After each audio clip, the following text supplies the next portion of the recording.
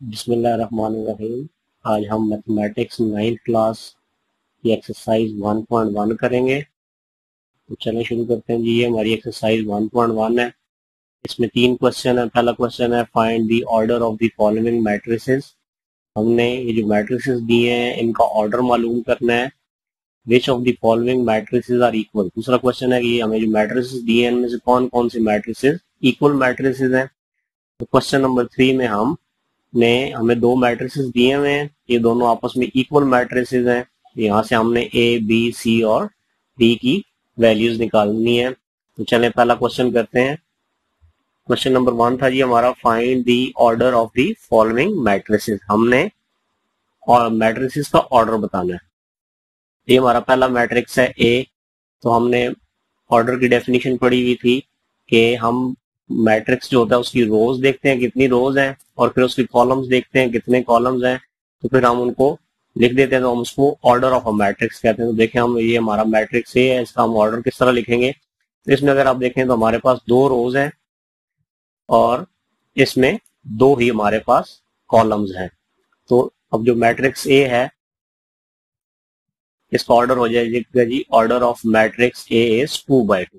2/2 क्या है, पहले हम रोज की तादाद लिखेंगे, 2 रोज थी और इसमें 2 कॉलम्स थे, तो फिर हमने बाद में ये 2 लिखा जो कॉलम्स की तादाद है।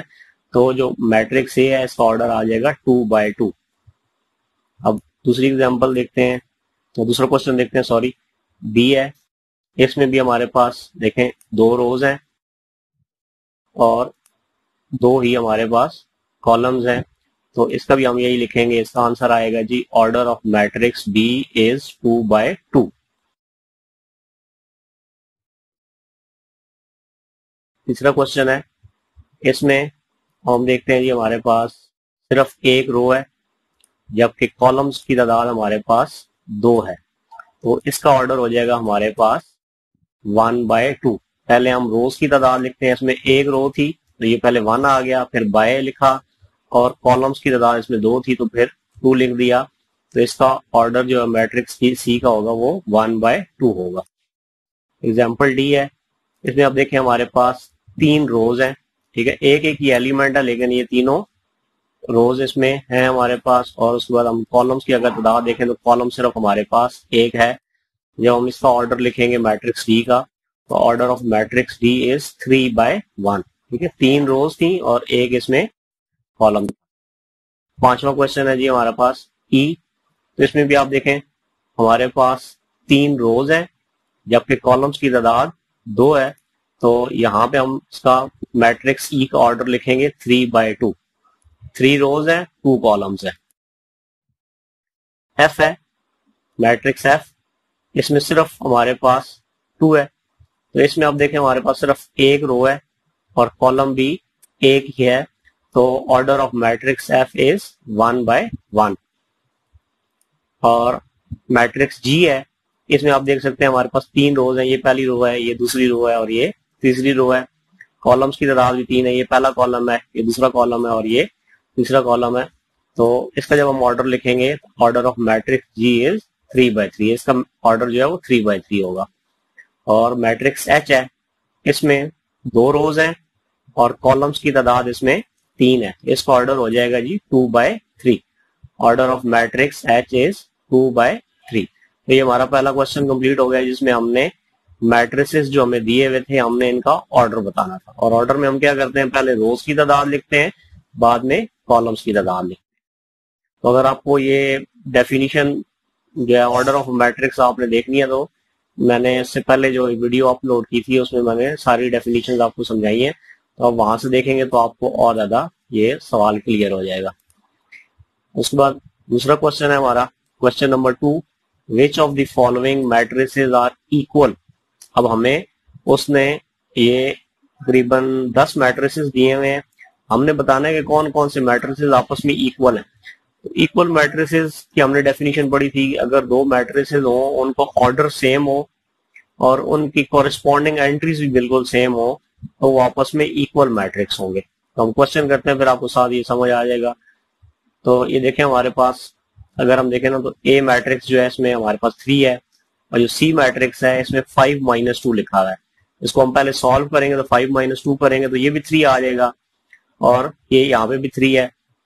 तो आप देख सकते हैं दोनों का ऑर्डर 1 by 1 होगा। 1 रो है 1 कॉलम है, इसमें भी 1 रो है 1 कॉलम है। उसके बाद यहाँ भी 3 आ रहा है, यहाँ भी 3 आ रहा है। तो इसका मतलब हुआ ए और सी मैट्रिसेस दोनों आपस में इक्वल मैट्रिसेस हैं। तो अब हम लिख देंगे जी ए इज इक्वल टू सी, ये हमारा पहला आंसर है। उसके बाद अगर आप इनको और मजीद गौर से देखें तो आपको देखो बी और आई मैट्रिक्स दोनों जो है यहाँ पे देखें। बी जो है हमारे पास, पहले हम इनका ऑर्डर चेक कर लेते हैं। तो इसमें इसका ऑर्डर 1 by 2 है, एक रो है 2 कॉलम्स है, और इसका ऑर्डर भी 1 by 2 है, एक रो है और इसमें भी 2 कॉलम्स है। और एंट्रीज देख लेते हैं। पहली एंट्री यहाँ पे भी 3 है, यहाँ पे भी 3 है। इसकी सेकंड एंट्री 5 है। इन दोनों को हम आपस में ऐड करेंगे 3 + 2 तो ये भी 5 बन जाएगा। तो मैट्रिसेस बी और आई दोनों आपस में इक्वल मैट्रिसेस हैं। अब हम ये लिख देंगे जी B is equal to I. इसके बाद ये 3 मैट्रिसेस आप देखें ई, एच और जे, ये तीनों भी बिल्कुल आपस में एक जैसे हैं। तो ई और एच तो आपको साफ नजर आ रहा है। ये देखें दोनों का ऑर्डर 2 by 2 है, 2 रोज हैं दोनों में, 2 कॉलम्स हैं। तो उसमें देखें ये 4 0 6 2, यहाँ भी 4 0 6 2, एंट्रीज भी सेम है। और जे को देखें तो इसको आपको थोड़ा सॉल्व करना पड़ेगा। इसमें देखें 2 + 2 ये 4 आ जाएगा, 2 - 2 0 आ जाएगा, 2 + 4 6 आ जाएगा, 2 + 0 2 आ जाएगा। तो ये जो तीनों मैट्रिसेस हैं ई, एच और जे ये आपस में इक्वल है। हम यहाँ पे लिख देंगे जी E is equal to H is equal to J. इसके बाद एफ और जी मैट्रिसेस भी दोनों आपस में इक्वल मैट्रिसेस हैं। तो ये देखें हमारे पास ये जो मैट्रिक्स है इसका ऑर्डर 2 by 1 है, 2 रोज है और 1 कॉलम है। इसका ऑर्डर भी जो है ये हम 3 - 1 ये एक ही नंबर कंसिडर करेंगे, ठीक है जी। तो ये इसके अंदर 2 रोज है 1 कॉलम है, तो इसका ऑर्डर भी 2 by 1 है। तो यहाँ पे हम जब 3 - 1 करेंगे तो 2 आ जाएगा, 3 + 3 करेंगे तो 6 आ जाएगा। तो ये दोनों की एंट्रीज भी सेम हो जाएंगी। तो ये हमारे पास ये चौथा इसका आंसर आ जाएगा एफ इज इक्वल टू जी। तो ये हमारा दूसरा क्वेश्चन हो गया। इसमें हमने बताना था कि कौन कौन से मैट्रिसेस आपस में इक्वल है। तो ए मैट्रिक्स सी की इक्वल है, बी मैट्रिक्स आई मैट्रिक्स की इक्वल है, ई, एच और जे ये तीनों मैट्रिसेस आपस में इक्वल हैं, एफ और जी मैट्रिक्स आपस में इक्वल है। इसके बाद हम क्वेश्चन नंबर 3 करते हैं। इसमें हमने find the values of a, b, c and d which satisfied the matrix equation. हमारे पास एक मैट्रिक इक्वेशन है जिसमें 2 मैट्रिसेस दिए हुए हैं, दरमियान में इक्वल साइन है, तो इसको हम मैट्रिक्स इक्वेशन कहेंगे। तो इस इक्वेशन की मदद से अब ये इक्वेशन से ये पता लग रहा है कि ये दोनों मैट्रिसेस आपस में इक्वल मैट्रिसेस हैं। तो इक्वल मैट्रिसेस होने का मतलब ये है कि इन दोनों का ऑर्डर भी सेम है। तो ऑर्डर देखें, इसमें 2 रोज हैं और इसमें 2 कॉलम्स हैं, इसमें भी 2 रोज हैं 2 कॉलम्स हैं। तो ऑर्डर 2 by 2 है दोनों का। उसके बाद इसकी एंट्रीज भी सेम होनी चाहिए। तो ये चूंकि इक्वल है, अब यहाँ पे इक्वल से ये साबित हो रहा है कि इसकी एंट्रीज भी सेम होंगी। तो यहाँ से हमें 4 इक्वेशंस मिलेंगी। तो ये 4 इक्वेशंस बनेंगी। ये भी अब आपको बनाना बताता हूँ इक्वेशंस कैसे बनेंगी। तो ये जो पहली एंट्री है और ये पहली एंट्री है, इन दोनों को बराबर होना चाहिए, तब ये दोनों मैट्रिसेस बराबर होंगे। तो हम लिख लेते हैं जी ए + सी इक्वल टू किसके होना चाहिए 0। तो इससे हमारी हमें पहली इक्वेशन हासिल होगी, इसको हम इक्वेशन 1 का नाम दे देंगे। इसके बाद इसी तरह ये जो दूसरी एंट्री है पहली रो के अंदर जो सेकंड एंट्री है a + 2b इसको इक्वल होना चाहिए -7, तब ये दोनों मैट्रिसेस इक्वल होंगे। तो यहाँ से हमें सेकंड इक्वेशन मिल गई a + 2b is equal to -7। इसी तरह ये जो तीसरी एंट्री है हमारे पास ये वाली c - 1 और ये 3 ये दोनों इक्वल होने चाहिए, तब ये दोनों मैट्रिसेस इक्वल होंगे। इससे हमें ये वाली तीसरी इक्वेशन मिल जाएगी c - 1 इज इक्वल टू 3। और इसी तरह ये चौथी एंट्री है, ये इसकी चौथी एंट्री के बराबर होनी चाहिए। तो 4 - 6 जो है ये 2d के इक्वल होना चाहिए, तो तब ये मैट्रिसेस आपस में बराबर होंगे। तो इससे हमें ये चौथी इक्वेशन मिल जाएगी 4d - 6 is equal to 2d। तो अब इन 4 इक्वेशंस को हल करके हम ए, बी, सी और डी की वैल्यूज निकालेंगे। तो अगर आप देखें पहली इक्वेशन को गौर से देखें तो इसमें 2 चीजें हमें नहीं पता, ना हमें ए की वैल्यू पता है ना हमें सी की वैल्यू पता है। तो 2 अननोन है, अभी हम इसमें से इसको सॉल्व नहीं कर सकते, ना ए की वैल्यू निकाल सकते हैं ना सी की वैल्यू निकाल सकते हैं। पहले हमें ए या सी की वैल्यू पता होगी तब हम यहाँ से वैल्यू दूसरी निकाल सकेंगे। दूसरी इक्वेशन को अगर आप देखें तो हमारे पास a plus 2b is equal to -7 है। इसमें भी दो अननोन है, a भी हमें नहीं पता, b भी हमें नहीं पता।